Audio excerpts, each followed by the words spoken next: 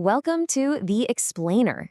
Sometimes a single legal line can be the difference between someone spending 10 years in prison or the rest of their life. Today, we are diving deep into one of those lines, the critical distinction between culpable homicide and murder, especially under India's new criminal law, the Bharatiya Nyaya Sanhita. So let's get right to it. The big question we're tackling is this: when does a killing count as culpable homicide, and what pushes it over the line to become murder? And believe me, the answer is a whole lot more nuanced than you might think. All right, here's how we're going to break it all down. We'll start with something called the legal funnel, then look at culpable homicide itself, see how that can escalate to murder, and then, fascinatingly, look at the escape routes that can bring it back down. And finally, we'll talk about why all of this really matters. Okay, so first up is this idea of a legal funnel.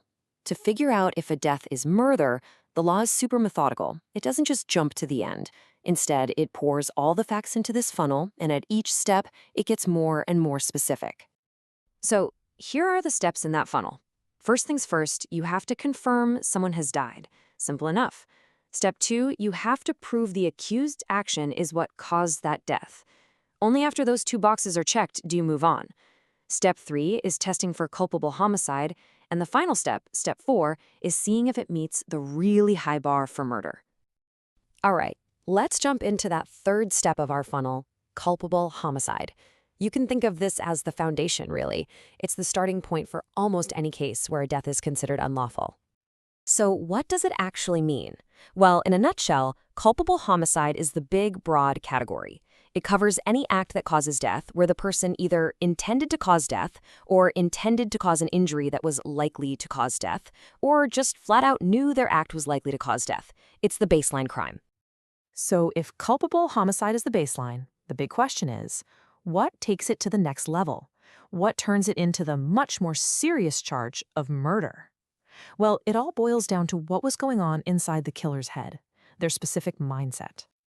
Right, so if you think of culpable homicide as the first step on a ladder, these 4 conditions are the rungs that take you all the way up to murder. And here's the kicker. Prosecutors only need to prove one of these 4 things, whether it's a clear intention to kill or causing an injury so bad that death is basically a given. Any one of these can make it murder. Okay, that first condition is probably the easiest to understand, right? If you shoot someone at point-blank range, or you stab them directly in the heart, there's really no room for argument. The law looks at that and says, yep, the intention was to cause death. It's about as clear-cut as it gets. Now, this is where things get really interesting. Look at this comparison. On one side, you have cutting someone's thigh. Death is possible, sure, but it's not a certainty. That's likely culpable homicide. But on the other side, stabbing someone in the abdomen and twisting the knife? See, the way it was done is so brutal, the injury becomes sufficient in the ordinary course of nature to cause death. That detail, that viciousness, is what can elevate the crime to murder. Let's talk about that last condition for murder, because this one is absolutely fascinating. It deals with acts that are so incredibly dangerous, death is almost a foregone conclusion. But the real twist here isn't just about the act itself, it's about whether or not the person had a valid excuse. And this example just illustrates the point perfectly. Take a look. In both scenarios, a woman with a child jumps into a well, and tragically, the child drowns. The act is identical, but the context is everything. In the first case, she's escaping a knife-wielding attacker. She has an excuse, a terrifying one. That's culpable homicide. In the second, it happens during a verbal argument. There's no immediate threat to her life, no excuse. And that's murder. Same act, different crime, all because of that one word, excuse. But wait. It's not all a one-way street up to murder. Even if an act checks all the boxes for murder, the law has these built-in escape routes or off-ramps. These are special exceptions that can actually knock the charge back down to culpable homicide. And probably the most famous of these escape routes is something called grave and sudden provocation. The law basically acknowledges that humans aren't robots. Sometimes people are pushed so far they lose control. But, and this is super important, the provocation has to be both grave and sudden. And there's no better way to understand this than the famous K.M. Nanavati case. So here's what happened. Nanavati, a naval officer, finds out his wife is having an affair. That's the grave provocation. But look at what he does next.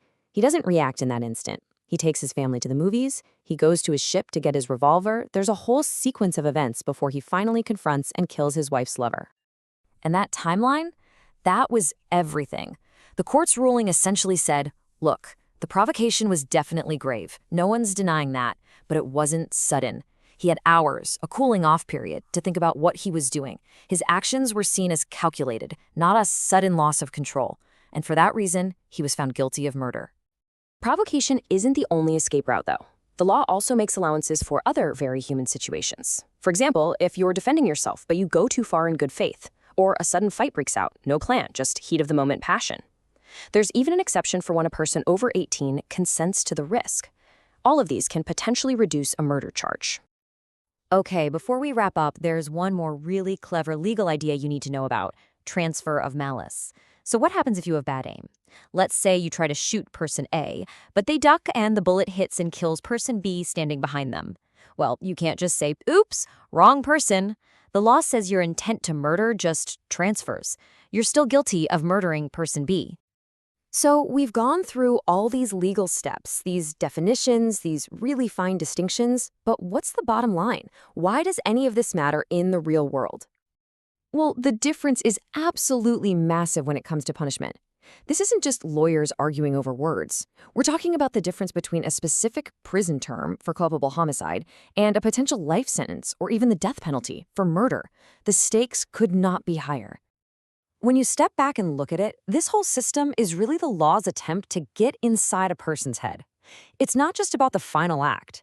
It's about the intent, the knowledge, the reason why.